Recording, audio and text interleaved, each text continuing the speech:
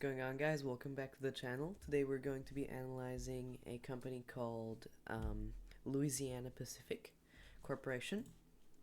By the way, guys, to sign into the free platform, link in the description or right there, you need to sign up first. Anyway, so let me just log in and then we're going to be analyzing Louisiana Pacific.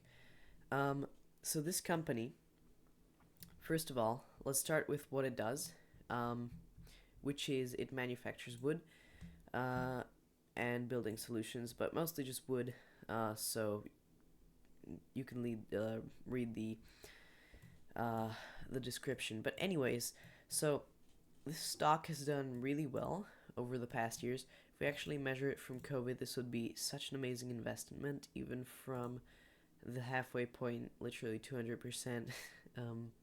So really great company by returns. So let's go to the growth of Louisiana Pacific. So here you can see that this is a very cyclical business because look at this, guys. So they're basically kind of a part of the housing market, which means that it's a very cyclical business, and you can see that not really their revenue, but more their earnings because are all over the place because they can't sell, they can't keep selling at the same price if it's a crisis. But you can see that in the last couple of years, their earnings are really great. However, that is because a lot of new houses have been built, so that's why the earnings have on top and also the price. Now, with free cash flow, it's actually a little better because it's a little bit more stable. However, still a huge dip in the last year. It's starting to pull back a little bit because nobody wants to build houses anymore, or less people do. Anyway, let's move on to the valuation, and you can actually see that the PE is negative for 3 years, but don't worry about that. The negative PE doesn't really work. But anyway, the PE is really low for this company, so we can't really do anything with the 5-year PE because it's just an average of this huge negative pillar. But anyway, so their PE is incredibly low, especially now with the huge earnings, and same with the enterprise value to earnings, so not gonna even go there. And they have about 50%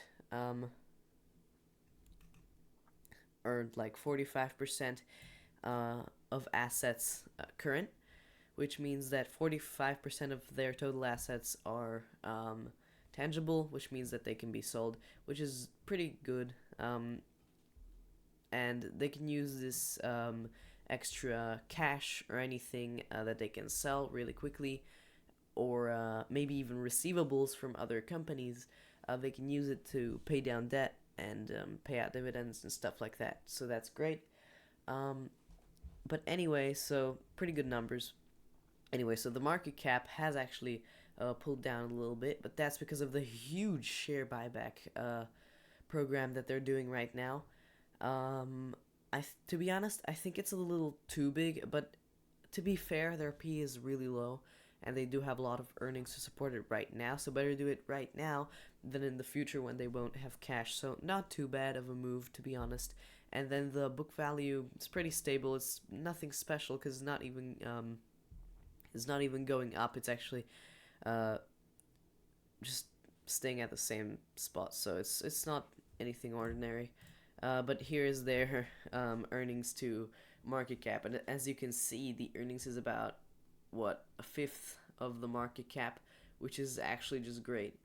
But anyways, if we go to the health now, you can see that the situation with debt is pretty good. It's actually amazing because their free cash flow is twice as big as their debt, and that's not to mention that they already have enough cash to pay the debt down right now. And look at their free cash flow last year. That's just amazing. Like they had a lot of debt in the past, but those problems are now fixed, so that's great. and then the shares outstanding chart, you can see that this is the huge thing about this company. Here, they actually issued more shares from 2013 to 2017. Then they bought back like what 0.5%. Then they bought back like 15%, 10%, 10%, 15%, and now it's at half of what it used to be 4 years ago, 5 years ago. So great stuff here. This is amazing. Probably the best company doing the best work of buying back shares, and I love that. Especially because there's such a low PE multiple. But anyway, so the assets, as you can see, are not growing at all, but neither are the liabilities, so it's okay, I guess. And then in the ratios, this is what I also love about this company. The ROA and ROIC is actually just huge. So I actually recently reviewed a company whose ROIC and ROA are really low. Not really low, but below average. PayPal, right? And these are just great. Like I feel so good about this company because it has these high returns to support it. Especially the 62, well, this year 60 or 46% return on assets. That's actually crazy.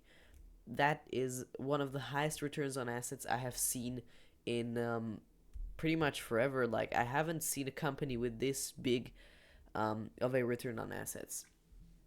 And then the dividend, of course, they do pay a small dividend, but I also forgot to multiply that by 100. That's a bug, so don't worry about it. But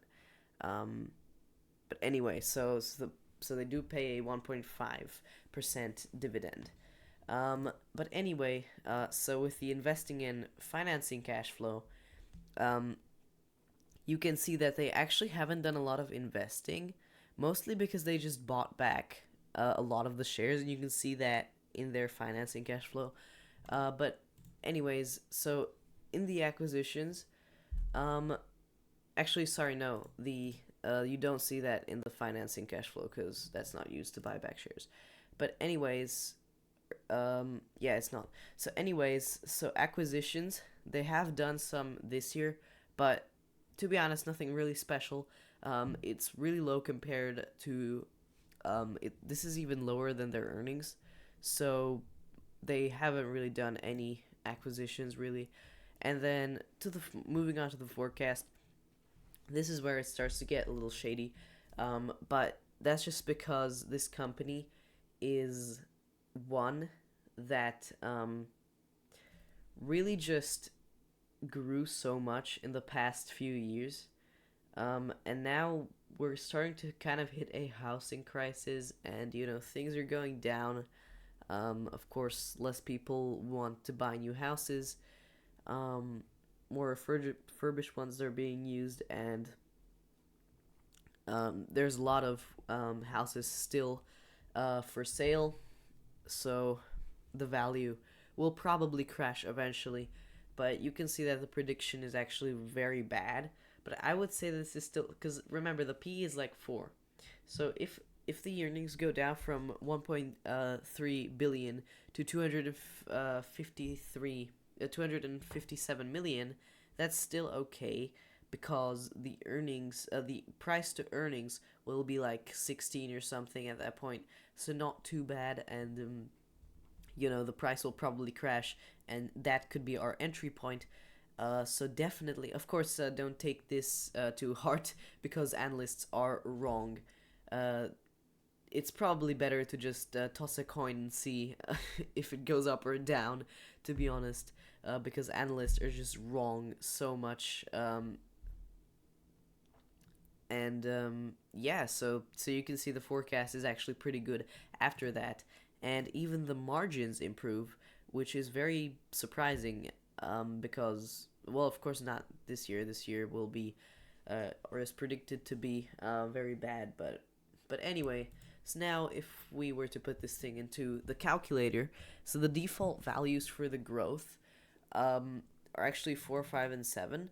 However, the problem with this is that there is definitely even in my opinion, going to be at least a 50% cut in earnings. So, how do we do that? Well, we could actually just apply a negative growth rate, um, but for now, I just really don't want to analyze this, because it's not going to be a negative growth rate. It's really just not. Um, so so we'll definitely come back to this next year when the earnings are here, and if they're here and the price is also fourth of this, that'll be great, and I'll definitely be buying this all year. Of course, the price is not gonna, you know, um, go to a fourth of what it's now. We'll just have to see. But anyway, let's do the analyzer anyway. So I'm just going to do for the low scenario. Let's just do minus like what 4. I don't want to be too too conservative with this because the growth rates in the past have been amazing, but I also don't want to go too positive because it's not really gonna grow. Like I'll actually go a little low so that even in the high scenario it's still gonna be 0 like this. I'll do -6, -3, and 0. And then for the profit margin, so you can actually see that their profit margins are increasing rapidly from 11 to 17 and then 28 this year. So that's amazing. Of course, this is the 10-year, 5-year, and 1 year, but still going from a 17% average with this included to 28, that's just amazing. Um, but yeah, that's just crazy actually. So anyways, so with the profit margin, I'm actually gonna go a little higher than 12. Then again, um, the analyst did predict that it's gonna go way down, but remember we're doing a 10-year assumption, so I want to make this changeable. But for now, it's just a 10-year, so I'm just gonna go with 14, 16, and 18. And then for the free cash flow margin, I'll just do the same because even though these are a lot lower, they should come together eventually. Actually, I'm gonna do a little bit lower, but it's probably gonna be very close anyway. And with the PE, I'm actually gonna go a lot higher with the PE because this is actually a really great business, as you can see from the return on assets, return on invested capital, and I don't really have a problem to go higher with this. But even with these values, you can see that currently it's not the best valuation for this company. And even if you bought it at today's price and these highest scenarios were true, you would only get about 11%. So, I mean, it's not that good, and you're probably better off not buying it right now, just waiting what happens next year. So anyways, guys, I hope you enjoyed this video. If you found it useful or learned something, make sure to like and subscribe. And also, if you want to check the website out, it's free right now, so you can go to this link or in the link in the description. And I hope you enjoyed, and I'll see you next time.